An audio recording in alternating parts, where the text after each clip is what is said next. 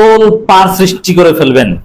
পুরান ঢাকায় বিএনপি যে ঘটনা ঘটিয়েছে, যে নৃশংসতা ঘটিয়েছে, এটাকে ভুলেও কেউ আওয়ামী লীগের 2006 সালের 28 অক্টোবর কিংবা বিশ্বজিৎ হত্যাকাণ্ডের সাথে তুলনা করবেন না। পুরান ঢাকায় বিএনপি সন্ত্রাসীরা ব্যবসায়ীকে যেভাবে হত্যা করেছে, চাঁদা না দেয়,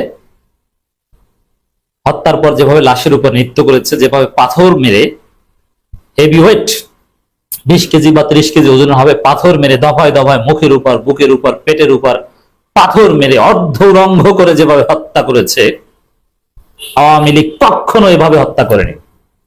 এই হত্যাকাণ্ড এটা আইয়ামে জাহিলিয়াতের হত্যাকাণ্ড।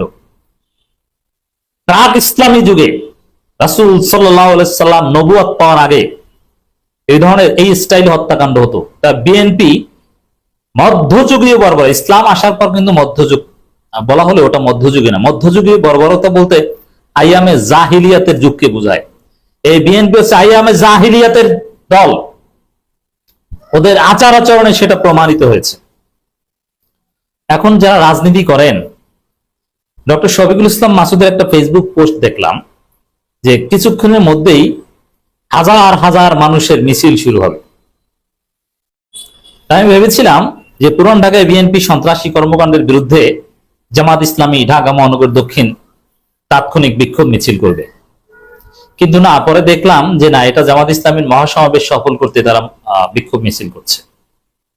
তো দর্শক, না, রাইট টাইমে করতে হবে। এখন চারদিকে প্রতিবাদের ঝড় উঠেছে, সোশ্যাল মিডিয়া জেগে উঠেছে, আর সোশ্যাল মিডিয়া যার বিরুদ্ধে জেগে উঠে তিনি জয় বাংলা হয়ে যান। অতএব এটা বিচ্ছিন্ন কোনো একক ঘটনা নয়, এটা টোটাল বিএনপি, এটা তারেক রহমান সন্ত্রাসের গডফাদার তারেক রহমানের ঘটনা, তারেক রহমানের রাজনীতি খেয়ে দেওয়ার ঘটনা। আগামী দিনে যদি বিএনপি জামাত চরমনাই এনসিপি রাজনীতি করতে চায়, এই ঘটনার বিরুদ্ধে দেশব্যাপী বিক্ষোভ মিছিল করতে হবে। এবং রাজনৈতিক দলগুলো ব্যর্থ হলে আমরা সিভিল সোসাইটির লোক উদ্যোগ নেব, লিফলেট বিতরণ করে এই ঘটনার ছবি প্রিন্ট করে মানুষের কাছে পৌঁছে দেওয়া হবে, মসজিদের সামনে সামনে বিতরণ করা হবে। বিএনপির সারা দেশে সন্ত্রাসীদের বিরুদ্ধে প্রতিরোধ গড়ে তোলা হবে। আমার দেশের ব্যবসায়ীরা নিরাপদ নয়, মানুষ প্রতিবাদ করতে পারছে না, মানুষ ফেরাতে পারছে না যে এখানে একজন লোককে এভাবে আইয়ামে জাহিলিয়াতের কায়দে হত্যা করে আমরা একটু ফিরাই, না, পারে না, সাহস পায় না, কারণ বিএনপি সন্ত্রাসী। হিসাব নিকাশ ঘুরিয়ে দিতে হবে। কখন মানুষ ফেরাতে পারবে কোন ভিকটিমকে, মানুষ বিএনপি সন্ত্রাসীদের কবল থেকে বাঁচাতে যাবে? কখন যাবে? যখন রাজনৈতিক দলগুলো মাঠে নামবে, এনসিপি জামাত চরমনাই এরা যখন সবাই মিলে মাঠে নামবে। এই জন্য জামাত যেহেতু এই মুহূর্তে সবচেয়ে বড় দল, তাদের উচিত আগে কর্মসূচি দেওয়া। চরমনাই এই বিষয়ে কর্মসূচি দিবে, বক্তব্য দিবে নিশ্চিত। প্রত্যেক দলকে অফিসিয়াল স্টেটমেন্ট দিতে হবে তারেক রহমানকে নাম উল্লেখ করে, যে তারেক রহমান এই বেপরোয়া বিএনপি নিয়ন্ত্রণ করতে পারছেন না, তিনি লন্ডনে বসে কি ইমোতে সার্ভিস দেন বাংলাদেশে, কিভাবে রাজনীতি করেন, এগুলো নিয়ন্ত্রণ করতে পারেন না। রাজনীতি উত্তাল করে ফেলতে হবে, সিনেমা বানাতে হবে, শর্ট ফিল্ম বানাতে হবে। আমি বলেছি কর্মসূচিটা জরুরি। রাজপথে বিক্ষোভ মিছিল শুরু করেন, হ্যাঁ, সোশ্যাল মিডিয়ায় প্রতিবাদ চলছে, কিন্তু মুহূর্তের মধ্যে এটা রাজপথে নিতে হবে, সারা বাংলাদেশে হতে হবে। আমি আহ্বান জানাচ্ছি, ব্যক্তিগতভাবে পলিটিক্যাল পার্টির সাথে কথা বলবো, কর্মসূচি দেন, আমরা রাজপথে নামতে চাই। এই আইয়ামে জাহিলিয়াতের, এই বিএনপি হচ্ছে আইয়ামে জাহিলিয়াতের একটা দল।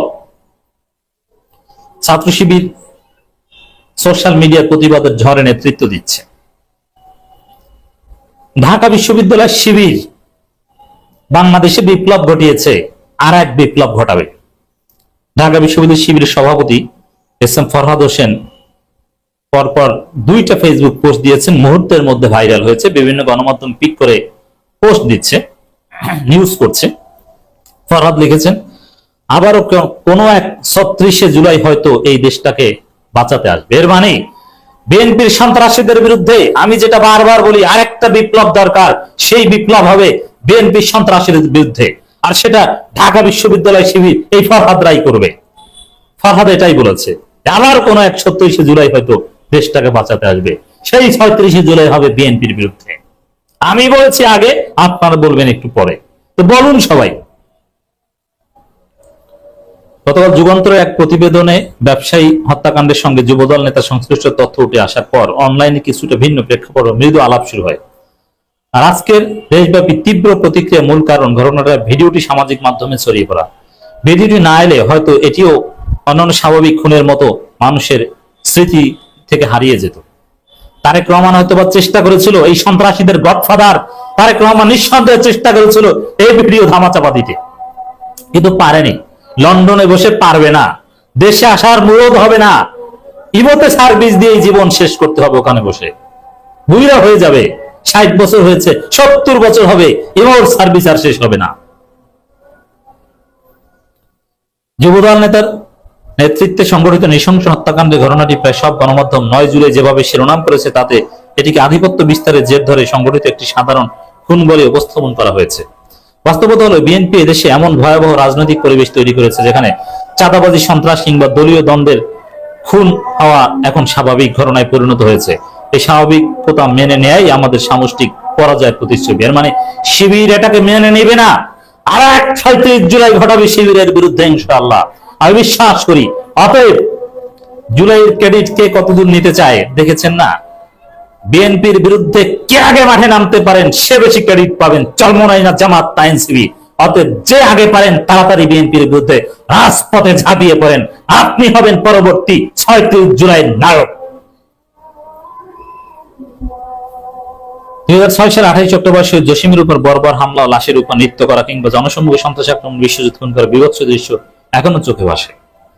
রাজনৈতিক সহিংসতায় এই সংস্কৃতি এক সময় শুরু করেছিল আওয়ামী লীগ, এখন বিএনপি সেটাকে আরো নিষ্ঠুর ভাবে বহন করছে, আরো নিষ্ঠুর ভাবে। এ জাতির বড় বড় দলগুলো চাঁদা ও ক্ষমতার জন্য এতটা বেপরোয়া হয়ে পড়ে, সে জাতির উন্নতি অসম্ভব। আবারও কোন এক ৩৬ জুলাই হয়তো এই দেশটা বাঁচাতে আসবে। ফারহাদ ইঙ্গিত দিয়ে দিয়েছেন, আমাদের আবারও রাজপথে নামতে হবে। বিএনপির এই সন্ত্রাস ইউনূসের আইন শৃঙ্খলা রক্ষাকারী বাহিনীর মাধ্যমে নিয়ন্ত্রিত হবে না।